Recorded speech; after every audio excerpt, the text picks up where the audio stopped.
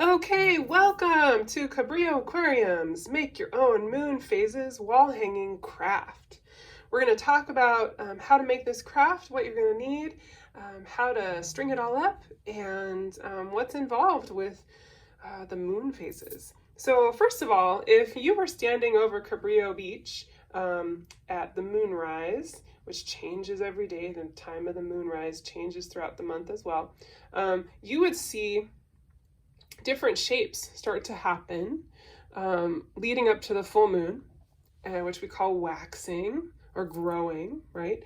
And then as it changes and it's moving back to the new moon or the dark moon, it's called waning or decreasing.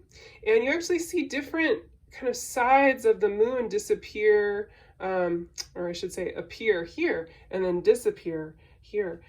If you were living in, so this is for the northern hemisphere, right? We're in Los Angeles. If you were in the southern hemisphere, like let's say Australia or Chile or somewhere in Africa, or mid-southern Africa, you might see it more like this. So if you are in the southern hemisphere, you might want to pause it here so you can see your moon phases. If you're in the northern hemisphere, then it's going to look more like that. So the materials you're going to need: a stick or a wire coat hanger, or maybe chopsticks, something that you can use to string up your moons, because you're going to have quite a few moons. Then strings, shoelaces, other ties, really anything that you can tie a knot with and that will hang, you can use to string up your moons. Paper or something else you can mark on or color to represent the moon phases. You could use cardboard, and like wrapping paper. If you had extra aluminum foil, you could try and use that. I don't know, I didn't do that, but that's an idea. Something shiny. Glitter and glue. Something round if you're drawing your own circles, that'll be helpful, but we'll also have a template for you just to start with, so you have nice circles. A cool color marker, pens, crayons. Again, be creative with how you're decorating your moons. And scissors, because you're probably going to need to cut things or have someone cut it for you. You can find our download sheet for moon phases, the template, and the journaling activity for observing the moon on our website at cabrillomarineaquarium.org, and we'll have the link. If you're viewing this, you can probably just click out of it and find the other downloads. And then the moon phase template should look like that. It's going to have a bunch of circles. You can color in your phases, cut those moons out, attach string to them, and then hang them in order, and maybe make an extra string to attach to your stick so that you can hang this on a wall.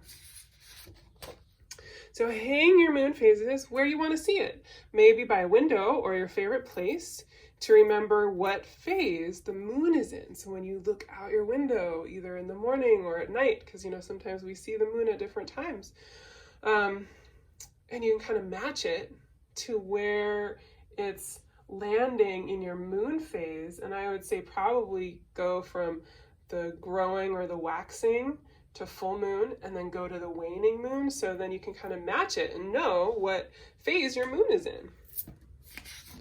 And finally, check out this week's Grunionfish related activities on our website. Learn more about how the moon and tides affect the grunion. And here is an example of our wall hanging. So, for these, I made little kind of pin. I used the end of a pen and punctured into each one of these. If you're uncomfortable doing that, you can ask somebody to help you, or you could use a hole puncher. And then, of course, tie them to the stick, and then tied that up. Got a little nail up there that actually had another picture sitting on it, so I didn't even have to put that in.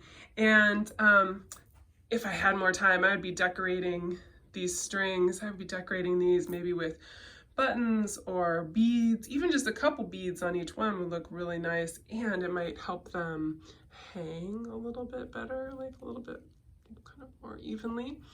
So we hope you enjoy your moon phase wall hanging and learning more about the moon and its phases this month, and also how the moon affects the grunion fish. Thanks you guys from everybody at Cabrillo Aquarium Education Department. Hope you enjoy, and we will be back soon.